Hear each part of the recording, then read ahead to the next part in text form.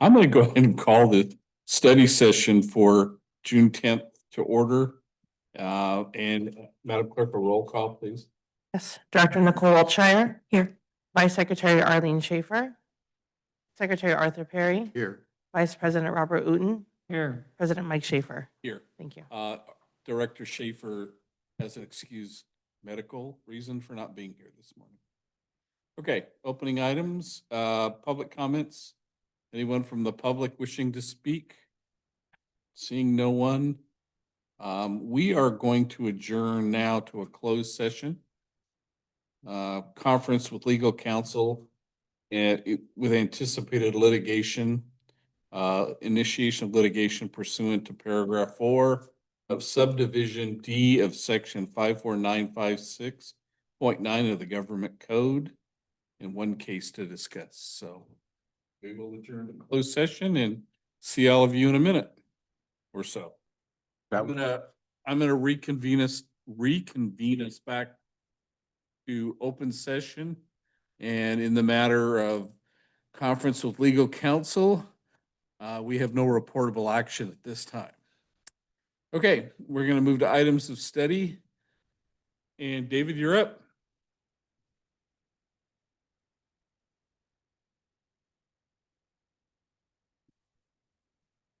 Good morning, President Schaefer, members of the board. I'm here to present my report for the month of May 2025. This report summarizes major points for 3 ordinance topics, including scavenging, graffiti, and trash container enforcement. For the month of May, the CMSD Code Enforcement Officer focuses efforts in patrols in various parts of the community. The goal is to identify and deter instances of scavenging and residential trash carts left within public view. In the month of May, the district saw a number of complaints filed with the code enforcement staff regarding scavenging activity in the city. As with most scavenging complaints, the alleged violations take place in the early morning hours. In order to address residents' concerns, the code enforcement officer is patrolling the streets by 6:30 a.m. Included below are instances of scavenging that were detected while the officer was investigating specific complaints. So I caught 4 in the month of May, with the maps following, kind of scattered all over the community again, except for Friday's trash area. Any questions on that so far? Was there any repeat offenders? I did not catch any repeat offenders this time, all new faces.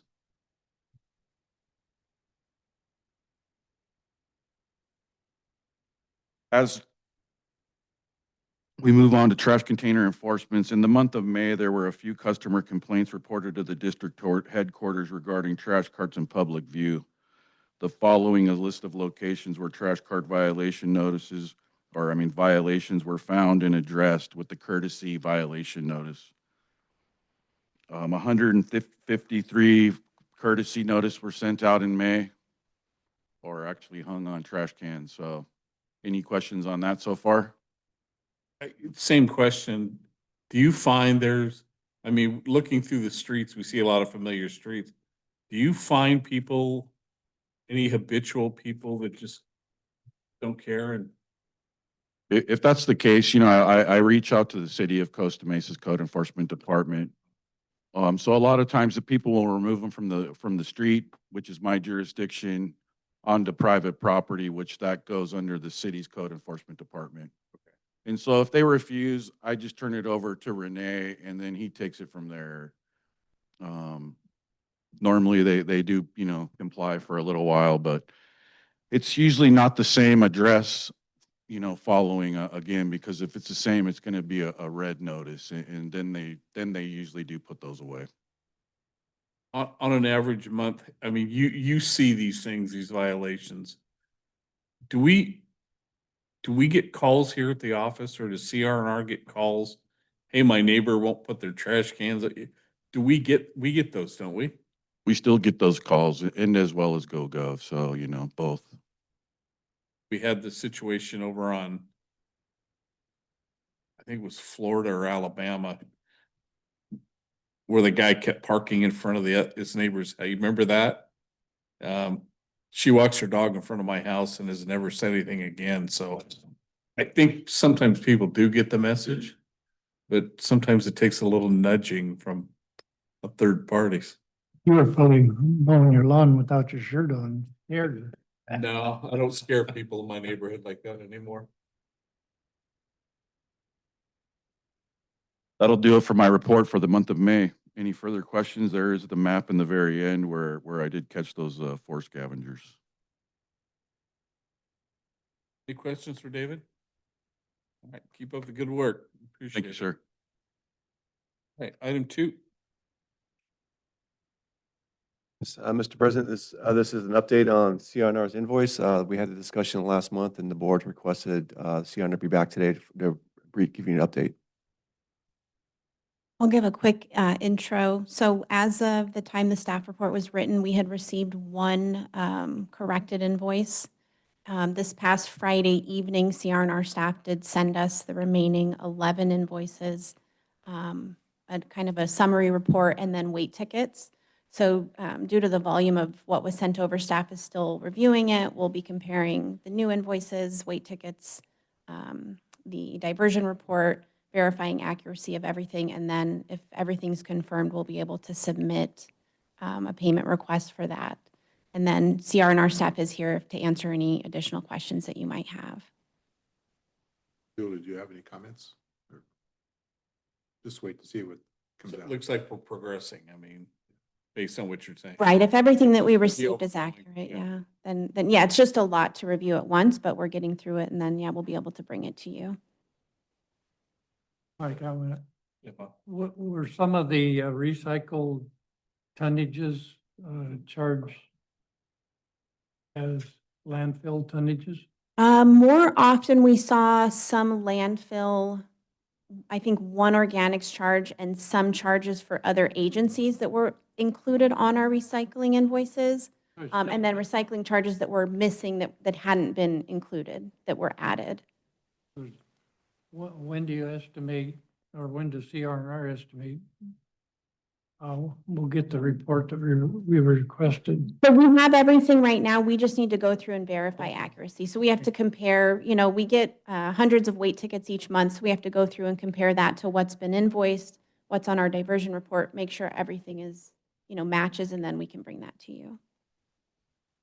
Well, once you figure that out, do you meet with CRNR again before you come to us? If you have additional questions, if there's any other discrepancies that we identify or there's additional missing weight tickets, then we'll reach out to them for those items. But if we can verify accuracy of everything, then it would just come to you for a request for payment. Any other questions from anybody? No? All right, thank you. Progress. Item 3, Scott? This would be, yes, Gina Turano. Oh, begin I'm the sorry, report. Gina. Yeah. Good morning, members of the board.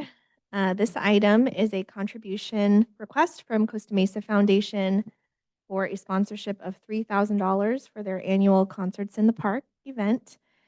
This year, it's going to take place on July 8th, 15th, 22nd, and 29th. And in past years, the district has contributed $2,500 for this event. However, the foundation did change the sponsorship structure, and they're now requesting the $3,000 in order to give the district a booth and include our logo on some of the marketing materials. As an alternative, the district could contribute $1,000 just for the booth itself without any logo visibility on their marketing materials. So Concerts in the Park has historically been an excellent opportunity for the district to engage with the community, answer questions, and promote our key initiatives. At our event this year, staff can educate the community about proper source separation and show off our 3-cart system. Additionally, we can promote our special collection programs, including household hazardous waste, large item pickup, and the sewer inspection rebate program. Staff is recommending fulfilling the requested sponsorship amount of $3,000 because it is within budget for our sponsorship budget. And we ask the board to, if you do decide to approve the sponsorship, to make a finding that The sponsorship is going to serve the district's statutory purpose of source separation and wastewater collection. And it's going to do this by allowing us to host a booth at the event with educational activities. So that's my report. I'm happy to answer any questions that you may have. I'm sorry, could you repeat the items of like the information that we would be like doing at the booth? Sure. So we typically promote whatever our key initiatives are at the time. So right now it's really the 3-cart system and proper source separation. So lately we've been doing a source separation game where we have people sort different materials into the proper carts. We also have a wastewater game that we can do or a display. A lot of times we like to have our wastewater crew kind of come up with an idea, something fun to help engage the kids. So we don't have something specific for that yet, but we can definitely. And where was the logo going? The logo, if we sponsor at the 3,000 sponsorship, I believe it says it's going on the banners and on social media, and I think their website as well. The sponsorship, that's one level up of $5,000. I think the only difference is that it includes a parking spot and they do like shout outs during the event, so MC recognition. And then, as I mentioned, the $1,000 amount does not include any logo display.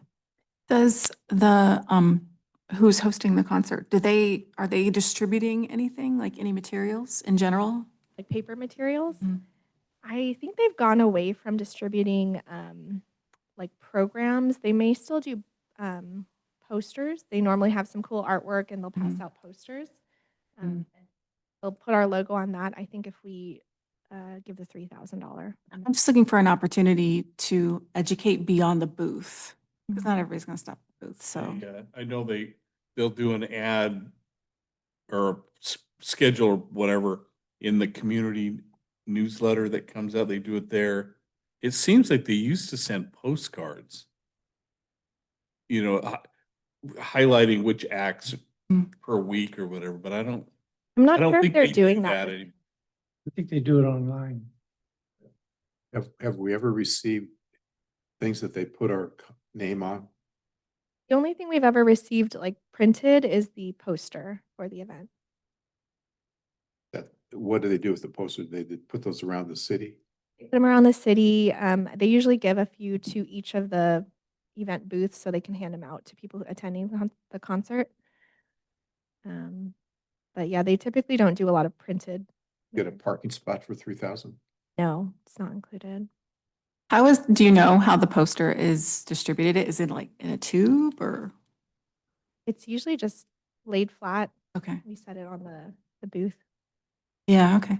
I would like to see if we could find a way to distribute materials beyond the booth. Well, we could also advertise through our processes. I'm sure Mesa does. I expect it gets out in the community in about 15 different ways. What is our budget for this year that we have in the account to spend for this year? $7,000 total, and that's split between solid waste and wastewater. So the reason I'm not recommending the $5,000 amount is just because that would eat up almost our entire budget for the year. But we can definitely promote the event on our own social media through our own marketing and outreach. Oh, so since you don't get a parking spot, so we only get the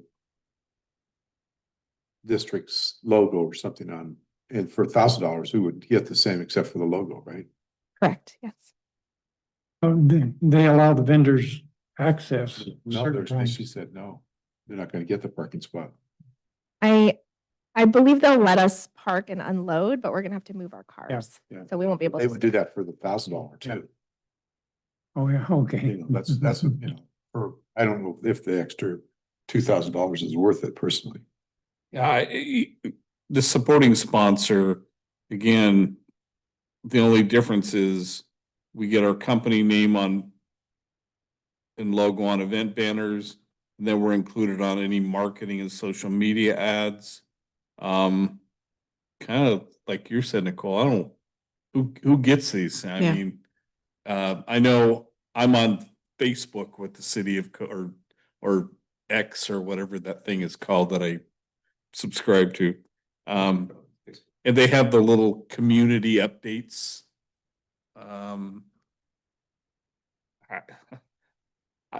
the thing that, the Community Foundation, if you look at in the staff report, the very last thing, or next to last thing, is the sponsorship package form. And I know, there's 3, 6, 9, like 11 different events that they're gonna ask us, potentially ask, yeah, keep on going. Page 4. There you go.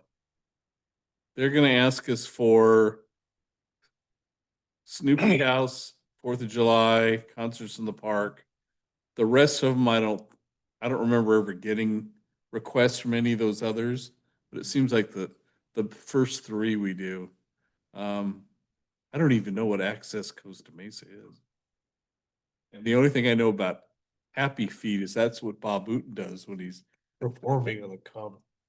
Are there any up there that we've been? See, that was gonna be my question. We haven't seen any yet. No, we don't typically get asked for the other events. I don't know if they will this year, just because the city seems to be taking the lead on promoting these events and asking for sponsorships. Does the city keep the funds? Or what organization? No, has it goes to the foundation. it? All the Community Foundation. City can't accept charitable donations. They get enough in our taxes. I think I agree with Art, the $1,000 sponsorship where we get a booth.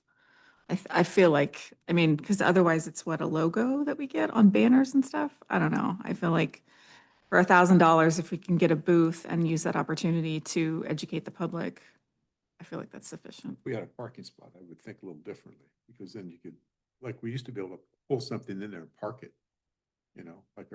We can't do that now anymore. We used to have that, guess the number of cans that, remember, we did that for a few Yeah. years. Fair enough. Okay, so you're looking for a motion on this morning. $1,000. See what Second. happens. Yeah, and then I would second that and say that we could use the $2,000 to enhance our booth. To improve our access to the public that goes by. Well, can we use that money for that? No, I mean, we would probably do that internally on Okay. Oh, another I'm saying- budget. But, so, I think it behooves staff to get their heads together, to, this is just a big opportunity to sit there in a booth and have people come by. And so the programs that we're most interested in promoting, we can either promote them in addition to what we do or enhance our existing opportunities to get people to stop by our booth.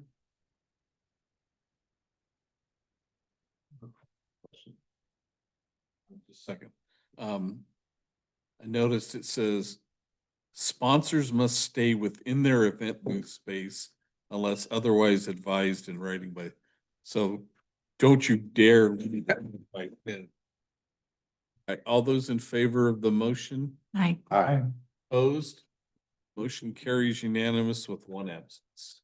In light of that, would that, or could they prohibit us from putting the 3 trash cans out in front of the booth?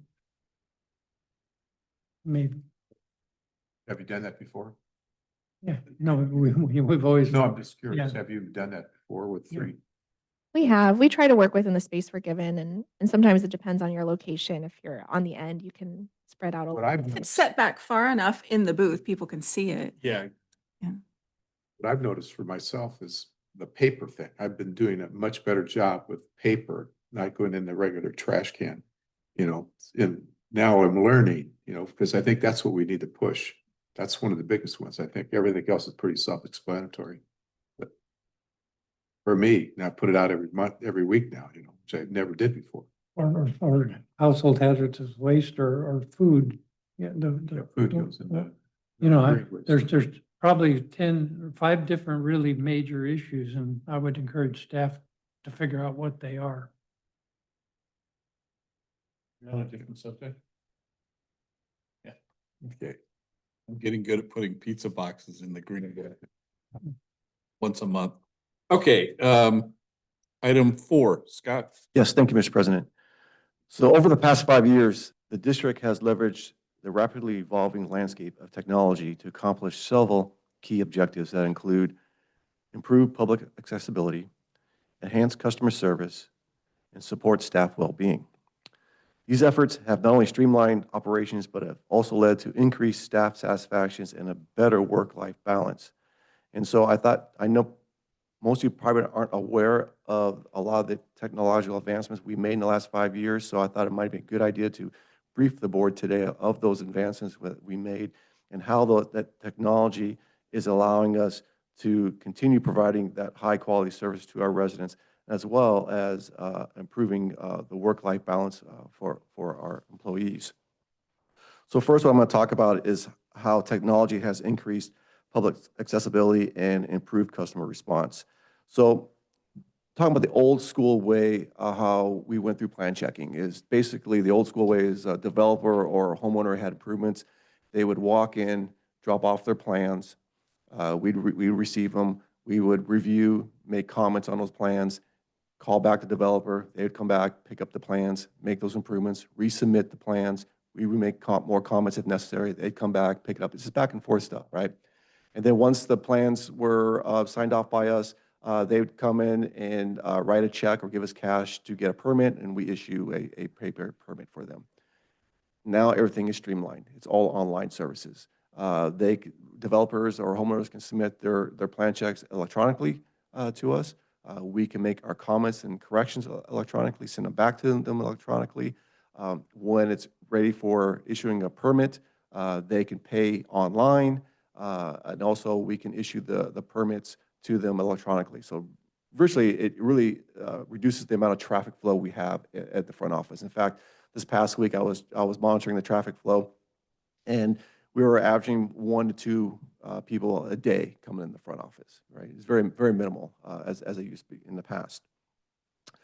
One thing that COVID-19 has taught us is that we were able to meet differently doing virtually. We can meet together on different avenues, and right now we do a lot of virtual meetings via Zoom. We also have Microsoft Teams that we can use to meet virtually. Also, we transitioned to our phone system to a Zoom communications. And the great thing about the Zoom communication, it has an artificial intelligence component to it. So when we're meeting virtually, the AI system will automatically take notes for us. So there's no longer we have to write down and take notes while we're during meetings. The AI system will do that for us. We are now looking at possibly also doing that for board meetings, minutes.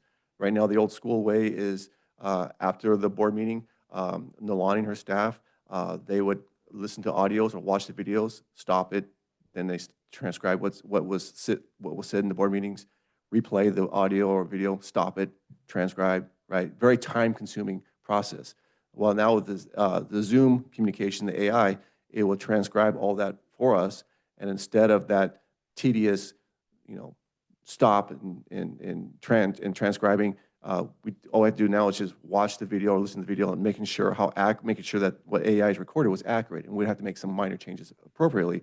But it's not going to, right now, it might take us 3 to 4 days to just transcribe minutes. Now it can take us a day, right? It's more efficient. Quick question. Can you delete some things that are said at the meeting? Yes, we Like can. some of the personal comments that we make. Yeah, is that necessarily going to miss? Absolutely. Talking about Bob's happy feet, is that? Yeah, one of them. Another technology we implemented was our Citizens Request app. And this is an app on the cell phone that residents can contact us basically 24/7 on a request. The most popular request we get is missed trash carts, missed trash collections. So we would get that email. And also a benefit of that is now we have documentation, so we can track it too as well, which is helpful. And as of 2024, we received over 3,500 requests on GoApp, and that number keeps increasing every year. So that's a great useful tool for the residents to access staff. Well, Scott, how do they get us instead of CR&R? Or are these normally complaints or questions or? There's a list on the app of what complaint they want to log. And if it's a trash complaint, generally it'll go to CR&R directly. And we get a copy of that. And so we would follow up with CR&R. Hey, here's the request that you said. What have you done recently? So rather than going to us and then the CR, it goes directly to CR&R so they can resolve it immediately. But we do get a copy of that so we can follow up on it. So recently, we also on the financial side, we did switch our finance system to a cloud-based system. And what that made it, we had a really old, antiquated finance system. It was Springbrook. And whenever time we want to make a change to the system, we'd have to customize it. It would cost us more money. And so we went to a cloud-based system that made payroll more efficient, paying online more efficient. It just, if there's any customizations we need to do, it was a lot more efficient and easier to be done on the cloud base. And it's also more security too for, let's say for cybersecurity, right? It's on the cloud base versus in a hard server. Is this something we still pay for? Yes, we pay for that. Yes, and it's in their financial section what we pay for that. There is like a license fee we do have to pay for that. So in addition to increased public accessibility and improved customer service, this technology has also improved our customer response times. Another enhancement is electronic signatures. Very few documents now we sign on a wet signature. We do everything electronically. Most recently, finance has transitioned accounts payable, where in the past I'd get stacks of invoices that I have to sign manually. Now it's all digitized. So now they send all those invoices to me electronically, and I just sign it electronically. Very efficient. It's a lot easier and efficient. Scheduling, as you know, when we have inspections that are required, residents can go on our CityWorks system online, and they can schedule for inspections. And they can actually pick a time when they want the inspector to come out and visit them, and they can see what times are available rather than calling us on the phone and scheduling that. So it's really on the public's convenience that they can make those arrangements with our inspector. We also have automated systems. Our performance evaluation systems are all automated now, so we do everything electronically. So when the staff or supervisors are performing performance evaluation, it's all done electronically. When the employee signs the evaluations, again, it's all done electronically, less paper trail, more efficiencies. For enhancing staff well-being and work-life balance, what we found is that this advanced technology that we implemented has allowed employees more control over their work schedule. As you know, we do allow employees to work from home, but not everyone does. Not everyone can do that. I'd say that about 50% of the employees here at HQ have the ability to work from home, and they can work from home based on the technology that we have implemented. And we have seen no loss of services, no complaints from the public as far as not being a hold of, not being responsive to their needs.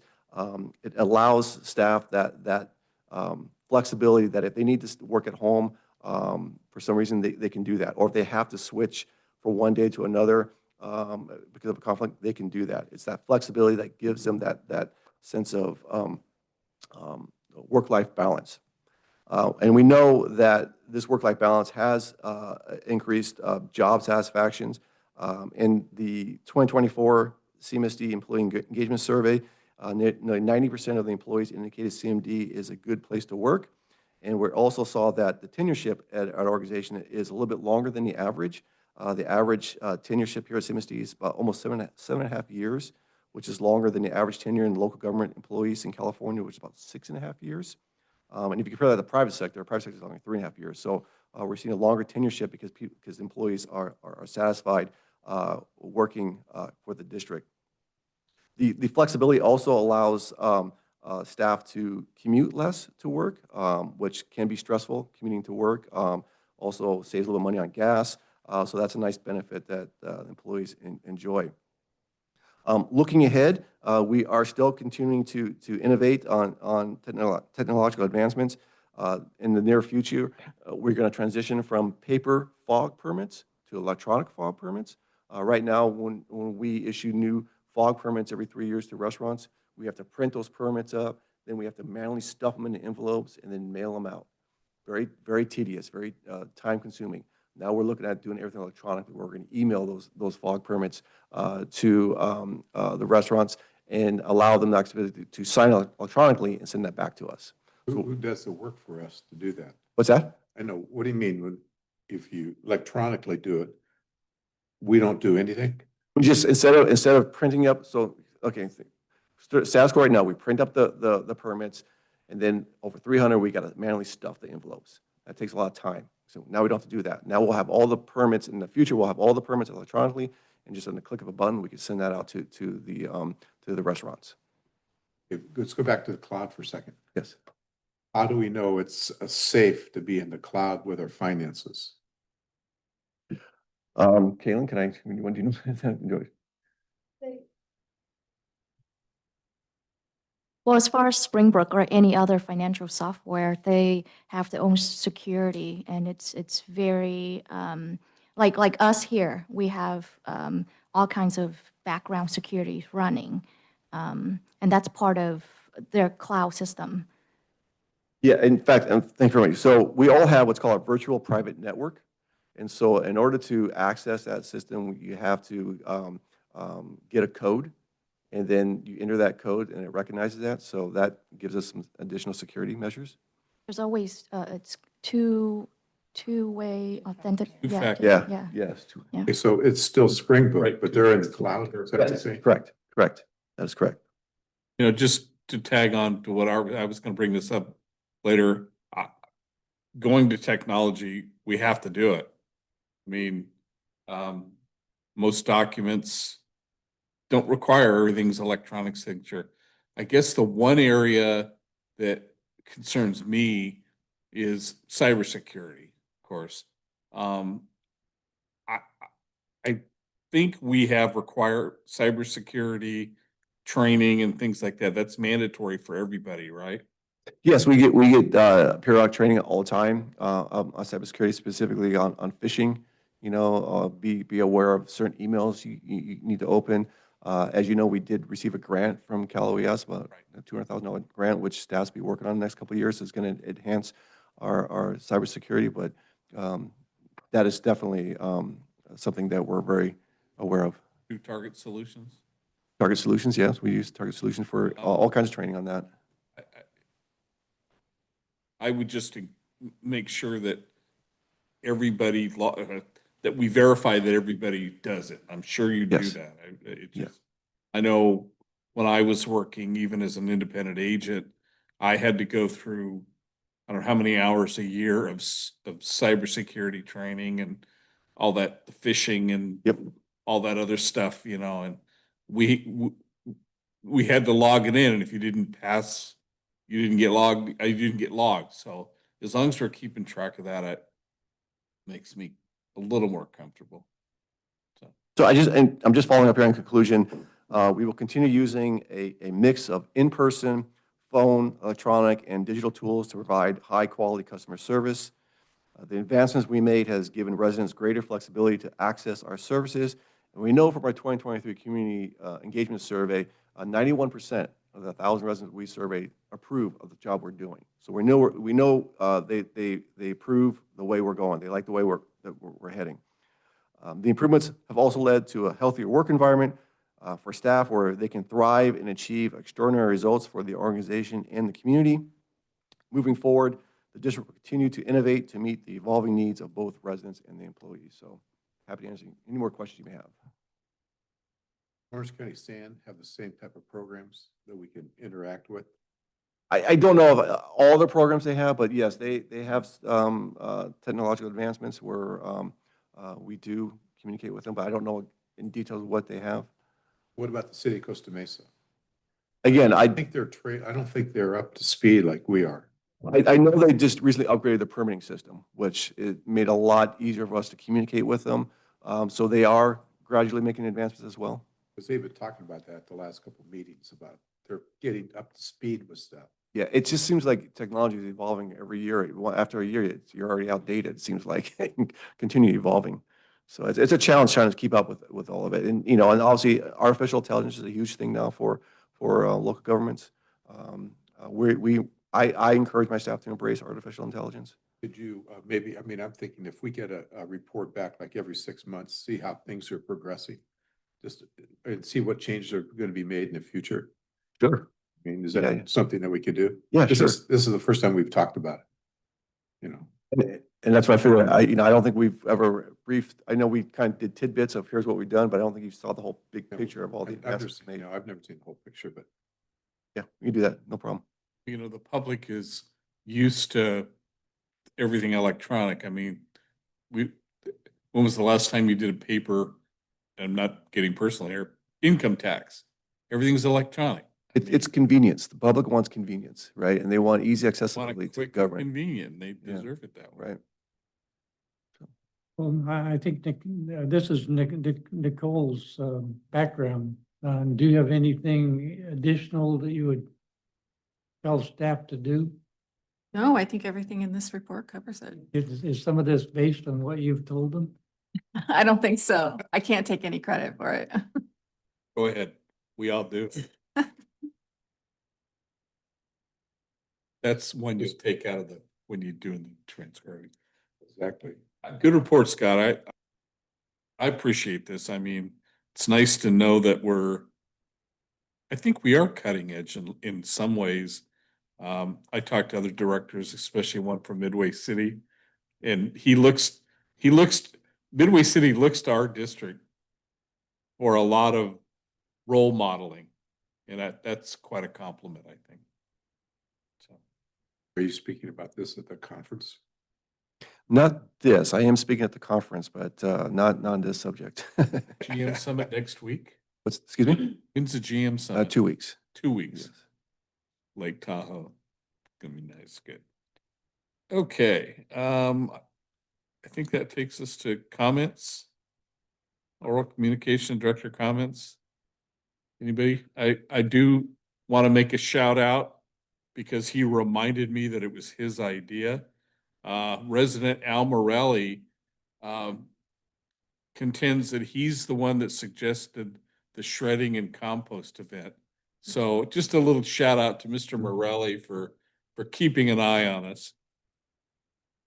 Well, after I left there, I said, hey, this looks like, what's that baseball movie where people drive in to see Field of Dreams. Field of Dreams. That's what I thought. This is like a Field of Dreams. I don't know about. Because they were lined up, ever come in. It was really good. I think my favorite comment, I don't remember who made it, but the guys checking people coming in, and they said if people came in and got their 2 bags of compost, then they would go out and like change their shirt or put a hat on or something and come back through to get 2 more bags. Did we run out of the compost? Okay, because last year we didn't. I think so. It's good. Who supplied the compost? Yeah. That was all from the AD facility, wasn't it?